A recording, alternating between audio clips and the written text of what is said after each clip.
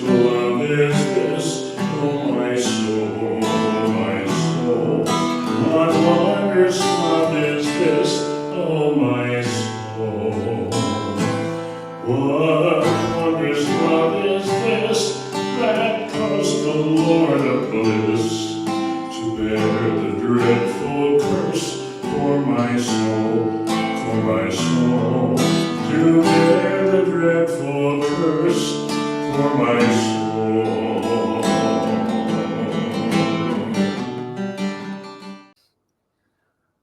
Welcome, everyone, to the analysis of the Old Testament survey. I am the analyst, JD, along with the hosts of the Old Testament survey, Pastor Gavin Whitcomb. Hopefully you just watched the first part of the episode where he talks about the book of Obadiah, and this is going to be the after show now where we're going to just discuss a few things, a few questions and stuff, a few follow-up questions. If you have any follow-up questions or any points you'd like to make, please leave them in the comments. We'd be happy to do some follow-up episodes to any of these Old Testament surveys. We'd be happy to do follow-up episodes if anybody wants to leave a comment or a question. We will definitely do that. Pastor Gavin, I want to talk about this is a short book, but it really provided a lot of information, I think. I'm hoping everybody who watched, learned something and got some information that maybe they didn't have, because I didn't even know that the Edomites I didn't know that they were anything. I didn't even know the word Edomites before just now. Okay. So I'm hoping that other people got to learn as much about this book as well. Yeah. So we have the Edomites, the Arabs, and the Israelites. And I'm going to bring the visual back up again here for everybody. We're looking at the family tree here for a second. The Israelites are God's people. They're God's chosen people. Right. Yeah. So we know that the Arabs existed, and apologize if anybody finds offense to this. There's no offense intended to anybody. But we know that the Arabs came about because Abraham slept with his wife's handmaiden, Hagar, right? Hagar, do I have that right? Yes. Hagar. And then they have Ishmael, which is also why the Arabs think that they're the chosen people, that Israel belongs to them, because Ishmael is technically the older of the sons. And then they had Isaac. So we know that the Arabs kind of existed because there was a sin, or because Abraham and his wife didn't listen to God. Yeah, they wanted to sort of rush, we're kind of waiting on God. Maybe this is what God. So, they kind of rushed ahead of the Lord. Now, my understanding is that Abraham actually, like Sarah, gave Hagar to Abraham as a wife. So it wasn't like, he slept with her and they weren't married or anything. But that really wasn't God's plan, that a man has more than one wife, Yeah, but that does happen throughout now that we're going to go off on a little tangent here, so let's hold off for 1 second. Right. That was part of their culture, so it wasn't unusual in that day and age. So with that, let's talk about that, because a lot of people like to talk about things that were done in the Old Testament days and stuff that are frowned upon now in Christianity, such as taking more than one wife. We're not Mormons. Mormonism and that type of style is somebody else. That's something else. Why was it okay then, or was it okay then? Well, the answer to that is that in Genesis, like, God brought Adam and Eve together, and they made those two one. And so that teaches that it was God's plan, one man for one woman for life. That's the ultimate. But we know that Old Testament people, and even to this day, there are places in the world where there's still polygamy practiced. Yes. But it wasn't as clearly revealed that was wrong in the Old Testament. But when you get to the New Testament, it's more clearly revealed. Okay. Because, for example, Paul writes to Timothy, and he gives a list of qualifications for church leaders. And one of the qualifications, he says, the husband of one wife. And the Greek there means a one. It's literally one woman man. So in other words, it doesn't mean that if you're married and your wife dies, you can't remarry, and it's one wife. In other words, it forbids polygamy. Yeah, you can't marry more than one person at a time. Right. It's got to be a one woman man, and you can't have a string of unbiblical divorces and remarriages either. Yeah. Now I Uh, want to ask you. and you can't be a womanizer. Yeah. A one Now I want woman to. man. Yeah. Yeah. One. It's meant to be one. Now I want to go into some speculation here as to maybe why it wasn't as clear in the Old Testament days. God created Adam and Eve. Okay. Right. Do you happen to know? And we're going to get off on a big tangent here. Sorry, everybody, but it's going to be good information. Adam and Eve, they have children. Do we know how many children that they had? No, they had many sons and daughters. Many sons and daughters We don't know exactly how many. No, who had but to I'm sure marry. there were a lot because, okay, think of the first two people being genetically perfect, and no doubt able to reproduce abundantly, and so Yeah. but we really don't know. Yeah. So, all right. So Adam and Eve are responsible for really populating the earth. And that's what I was going to ask you about. Not just how many kids do they have, but really the timeline between Adam and Eve and Abraham. How much of that do we have? Or do we have any? Yeah. Well, let's see. Abraham, I'd say about 2,000 years.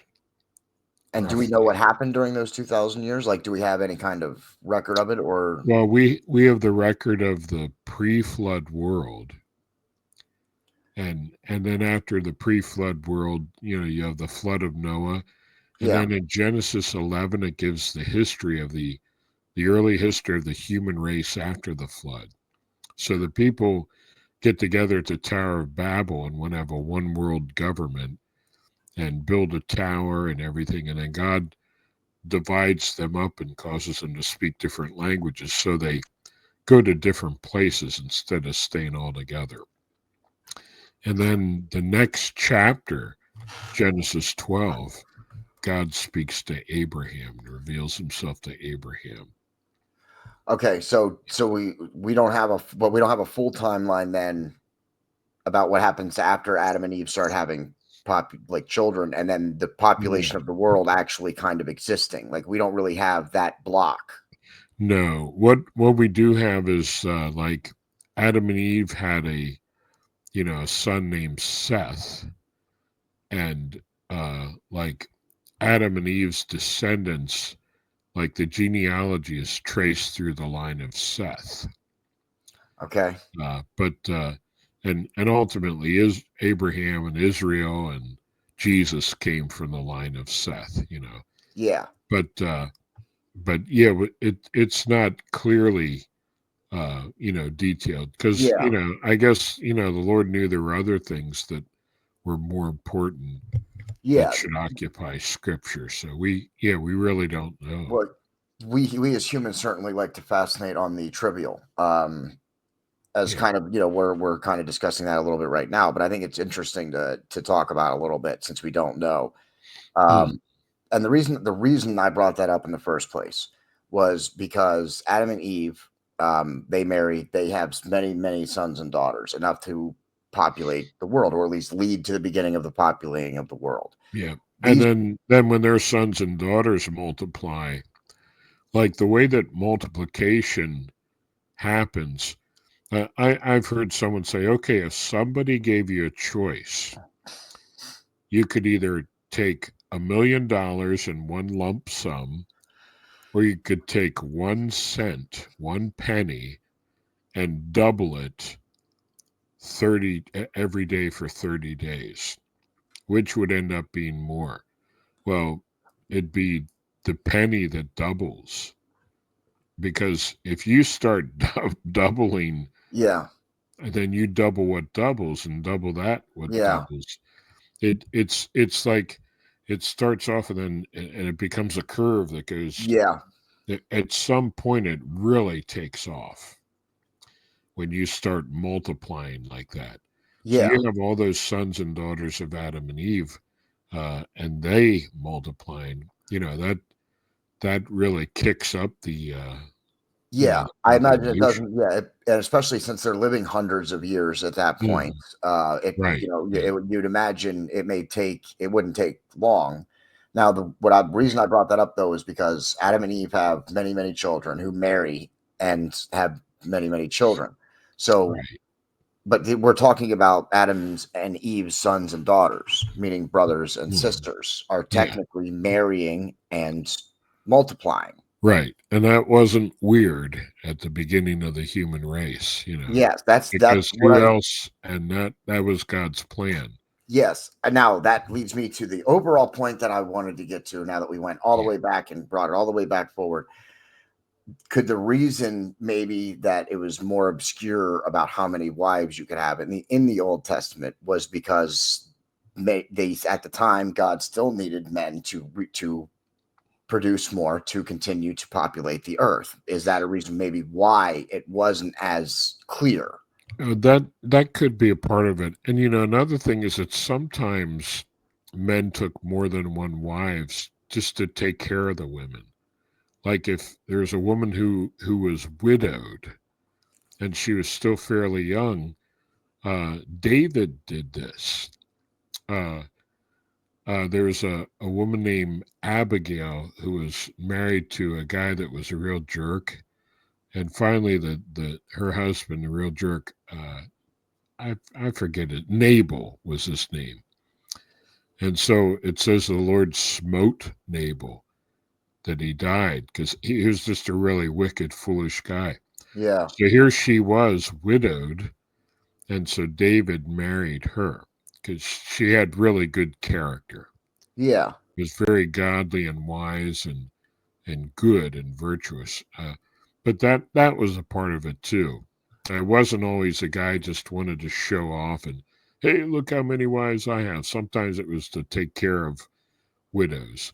But yeah, also having more children, that was a part of it. But God warned the kings of Israel. He said, don't multiply horses. In other words, don't rely on your own military strength. Rely on the Lord. Because horses, if you had that made your armed forces very much more formidable. Yeah. So God said, you kings, don't multiply horses and don't multiply wives.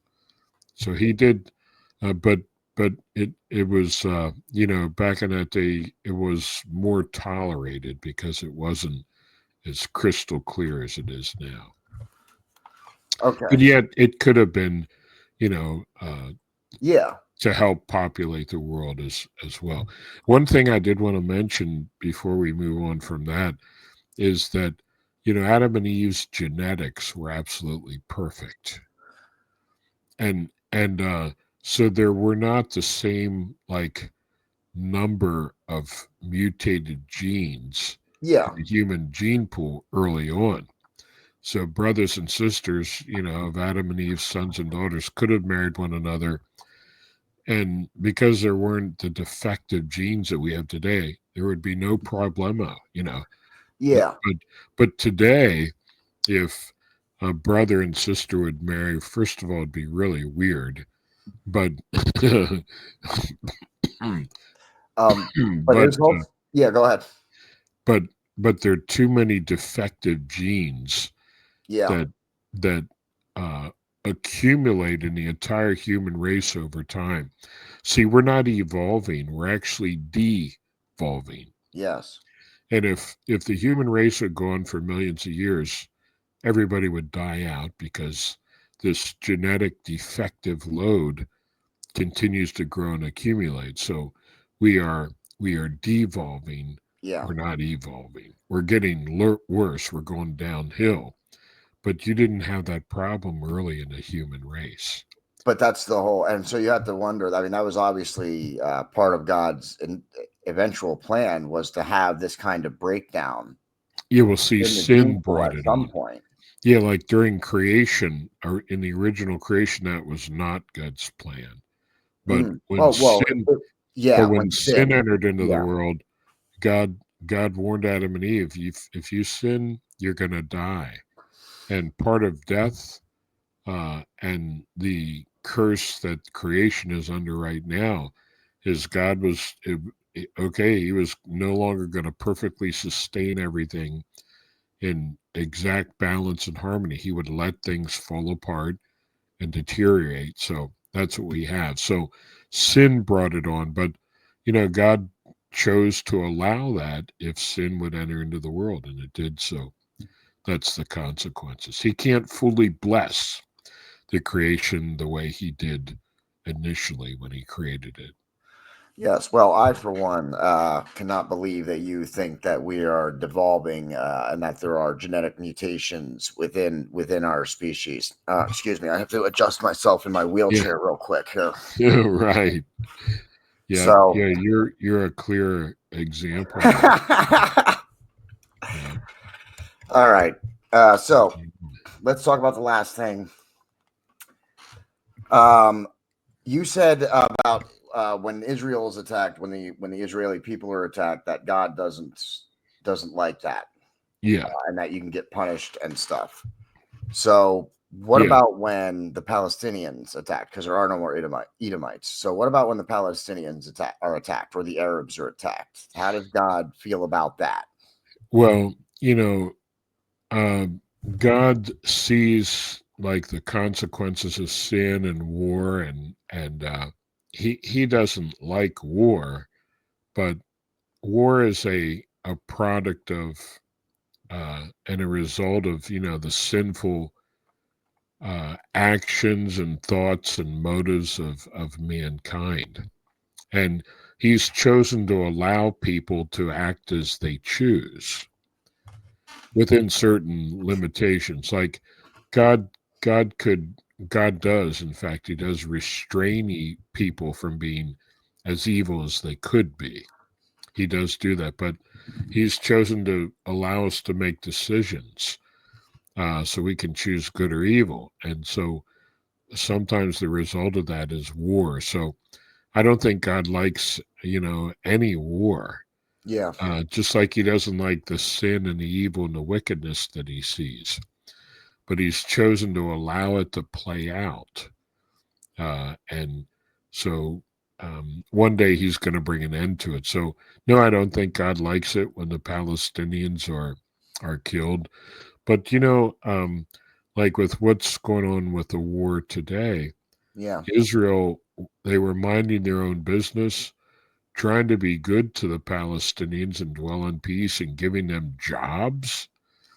And, under the influence of Hezbollah, they just attacked and killed over 1,000 Israelis. So Israel said, hey, we're sick of this. We got to destroy Hezbollah. Yeah, that was And, that and was just a yeah, little over a year ago that happened. The actual attack. right. Paratroopers actually parachuting into Israeli towns and to a music concert, killing thousands of people, kidnapping Right.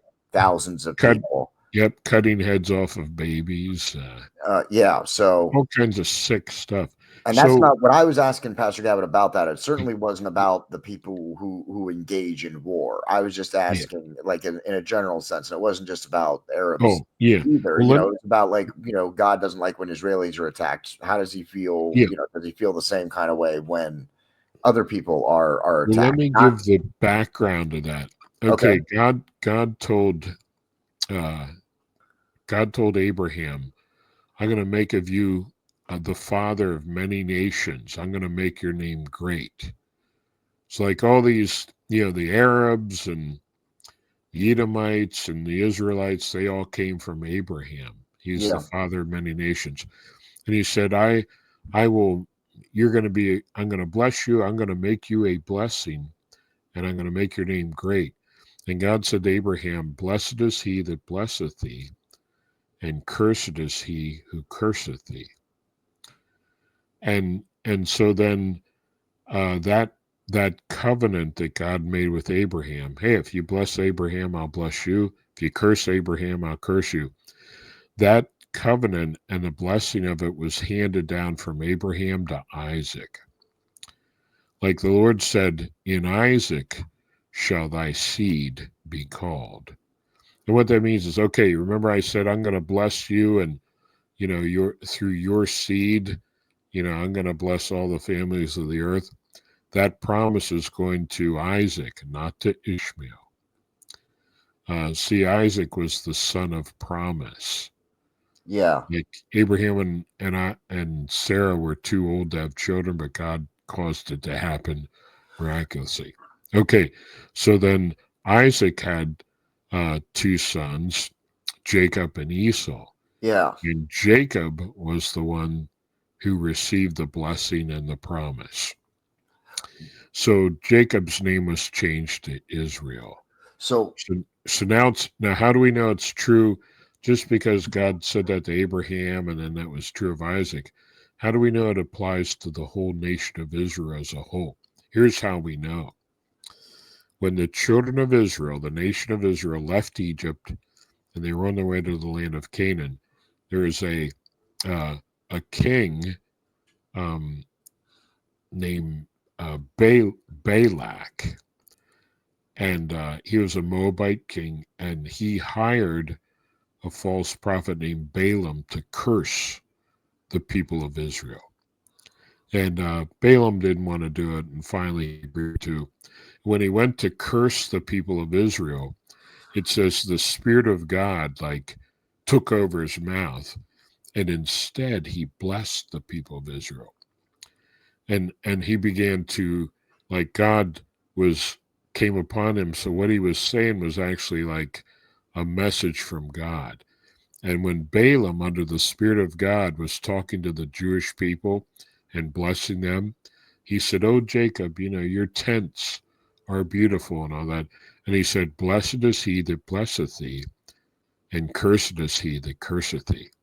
In other words, moving and speaking by the Spirit of God, Balaam said, "Hey, that promise of blessing and cursing, that applies to the Jewish nation as a whole."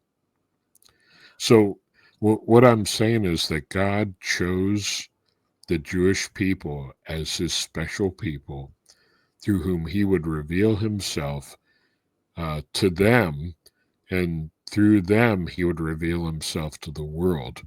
And he would also bless the world through them, primarily because Jesus would come into the world through the people of Israel. So through his seed, Abraham's seed, ultimately, which would be Christ, all the nations of the world will be blessed. But this promise, God will bless a nation for blessing the Jewish people. And, there was, during the American Revolution, I remember reading about how the young United States, we were really fledgling. We were running out of financing and money to continue the Revolutionary War. And there was a Jewish man, Abraham. I for the life of me, I can't remember his last name. I could look it up, but he provided the financing we needed to finish the war. And so our founding fathers were very grateful to him. They were indebted to this Jewish guy. He was a merchant and just had a lot of money. So early on in our history, that gave us favor towards the Jewish people. So when Jews came here to the United States, we didn't persecute them. Yeah. Like other countries did. And, I believe God blessed our nation because of that. It's not the only reason, but I fear for our country if we turn against the Jewish people. Because God will bless us for, and I'm not saying that Jews are always right and they're not any rotten Jews, because of course there are some rotten Jews and there's some rotten Gentiles as well. Yeah. But that promise, I will bless him that blesseth thee and curse him that curseth thee, that applies to the Jewish people as a whole. That's what Balaam said by the Spirit of God speaking through him. So that's The Edomites just did the total opposite. They cursed the Jewish people. They rejoiced when the Jews were being invaded and carried away captive, and joined in with them, and so God didn't like that and dealt with them. Yeah, and yes, and something similar is happening now with one of the other ancestral tribes, and we'll see how Right. that unfolds. Well, I think we know it says how it's going to unfold in the Bible. So, but I Yeah. think we're getting to where that's going to start coming to fruition, I think. Yeah, the scripture indicate one day all the nations are going to come against Israel and against Jerusalem. Well, I Zechariah think chapter 14. And then the Lord will return, and the Lord will fight for them. His feet will stand on the Mount of Olives. It's in Zechariah 14. And in Zechariah chapter 12, it tells us they will look on him whom they have pierced. How did Jesus die? He was pierced, yeah, right? What better description of crucifixion than that? yeah, And they're going to see, man, this Jesus of Nazareth, whom, our forefathers pierced, he is the Son of God, and they're going to be saved. And the nation of Israel will be restored, not only geopolitically like they are now, but spiritually as well. They'll all come to Christ, so that all Israel shall be saved. Those who are alive at the return of Christ. So, yeah. Yep. And I'm sorry we got off on some tangents there. I knew when I heard Pastor Gavin go through this book, I knew the after show was going to be longer than the actual book itself. But I think it was some great conversation there. Hopefully you all learned something, and tune in for the next episode where we will have what book is coming up next, Pastor? Jonah. Okay. Yep. Another good book, another one of my personal favorites. So make sure you tune in to that. Check Pastor Gavin's YouTube channel, and of course, check our channel, the Boiling Point Podcast, on YouTube, Facebook, and Rumble. And hit that like button, hit that share button, leave us a comment if you want, and we can talk about it in another episode. Until next time, I am the analyst, JD, for Pastor Gavin, the host. This is the Old Testament Survey. That's the end. Bye-bye.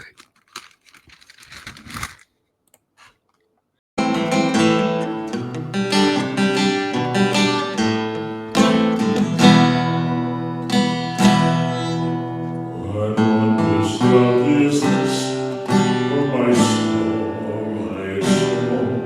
What wondrous love is this, oh my soul? What wondrous love is this? Here comes the Lord of bliss, to bear the dreadful curse for my soul, to bear the dreadful curse.